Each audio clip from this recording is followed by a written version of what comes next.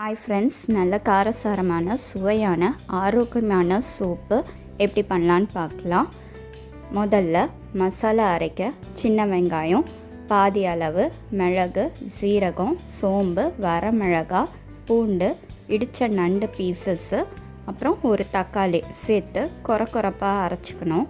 அடுத்ததாக கடாயில் எண்ணெய் நல்லா காய்ஞ்சதும் கடுகு, சீரகம், கருவேப்பிலை, வரமிளகாய், நறுக்கிய வெங்காயம், மீதி இருக்கிற சின்ன வெங்காயம், பூண்டு, தக்காளி சேர்த்து நல்லா வதக்கிட்டு அப்புறமா க்ளீன் செஞ்சு வச்சுருக்க நண்டையும் சேர்த்து வதக்கணும்.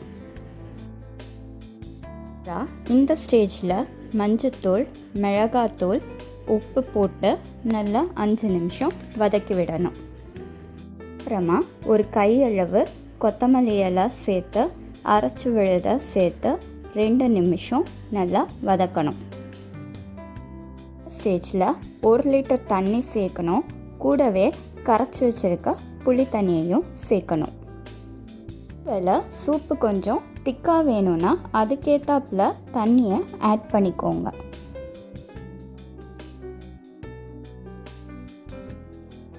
இந்த கன்சிஸ்டன்சியில் இருந்தாலே போதுமானதாக இருக்கும்.